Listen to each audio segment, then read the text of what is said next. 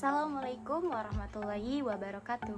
Perkenalkan, nama saya Dwi Cahyani Setianingrum. Saya di sini akan menjelaskan tentang sistem informasi manajemen dan kenapa sih sistem informasi manajemen itu penting bagi sebuah perusahaan dan apa sih dampaknya bagi perusahaan jika perusahaan tidak menerapkan sistem informasi manajemen. Dan di sini saya akan menyajikan contoh kasus perusahaan yang sukses menerapkan sistem informasi manajemennya. Oke, baik, di sini saya akan menjelaskan tentang kenapa sistem informasi manajemen itu penting bagi sebuah perusahaan. Sistem informasi bukan hanya tentang komputer atau mempelajari cara menggunakan paket komputer populer seperti Microsoft Office. Ini tentang bagaimana bisnis dapat memanfaatkan teknologi komputer sebaik mungkin dalam menyediakan informasi yang dibutuhkan untuk mencapai tujuan mereka. Informasi dapat diibaratkan sebagai darah yang mengalir di dalam tubuh manusia, seperti halnya informasi di dalam sebuah perusahaan yang sangat penting untuk mendukung kelangsungan perkembangannya. Sehingga terdapat alasan bahwa informasi sangat dibutuhkan bagi sebuah perusahaan. Akibat, bila kurang mendapatkan informasi dalam waktu tertentu, perusahaan akan mengalami ketidakmampuan dalam mengontrol sumber daya, sehingga dalam mengambil keputusan-keputusan strategis sangat terganggu, yang pada akhirnya akan mengalami kekalahan dalam bersaing dengan lingkungan pesaingnya. Mungkin cara terbaik untuk menunjukkan pentingnya sistem informasi adalah dengan mempertimbangkan dampaknya terhadap kehidupan. Coba bayangkan seperti apa kehidupan sehari-hari tanpa sistem informasi. Kita mungkin dapat bertahan hidup tanpa rekening biaya mahasiswa, tetapi dapatkah dibayangkan tidak ada televisi, tidak ada telepon seluler, tidak ada email? Sebagian besar hidup kita akan terpengaruh secara dramatis. Banyak orang yang salah mengira bahwa sistem informasi hanya tentang pemrograman, tetapi sebenarnya pemrograman adalah bagian kecil tetapi penting dari pengembangan sistem informasi untuk sebuah organisasi atau bisnis. Oke, baik, selanjutnya kita akan membahas tentang apa dampaknya apabila perusahaan tidak menerapkan sistem informasi manajemen.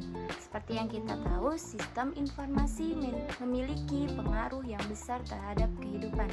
Jika sistem informasi tidak ada, maka akan banyak aspek kehidupan yang terpengaruh. Namun, bukan berarti dengan tidak adanya sistem informasi, hanya dampak negatif saja yang ditimbulkan.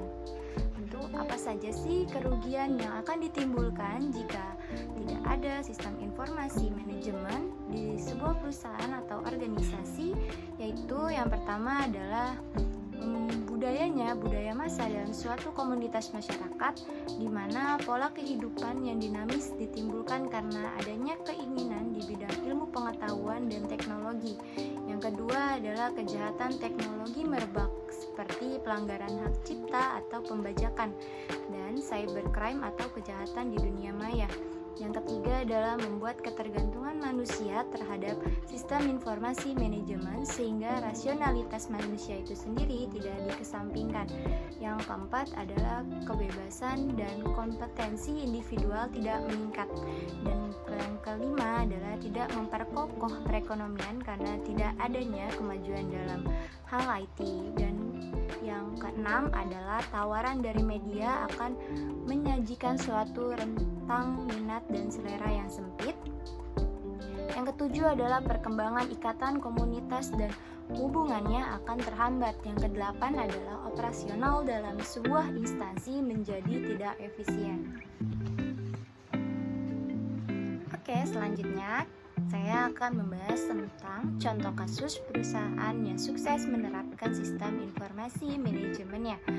Yaitu ada PT Samsung Electronics Indonesia atau SEIN, mempunyai sebuah portal yang bisa diakses oleh para karyawan Samsung Electronics Indonesia yang berada di seluruh Indonesia yang dinamakan Samsung Electronics Enterprise Portal atau biasa disebut SEP. dan seluruh karyawan mempunyai akses untuk mendapatkan data-data yang dibutuhkan di portal ini. Akses tersebut berupa email resmi dari PT Samsung Electronics Indonesia yang dapat dipakai untuk login ke dalam portal untuk memperoleh atau memberikan informasi terbaru mengenai data perusahaan. Sistem yang digunakan oleh PT Samsung Electronics Indonesia ini adalah Global Digital Logistics System atau yang disingkat dengan GDLS yang digunakan untuk mengendalikan inventory milik perusahaan. Terus, apa saja sih fungsi dari sistem GLDC ini?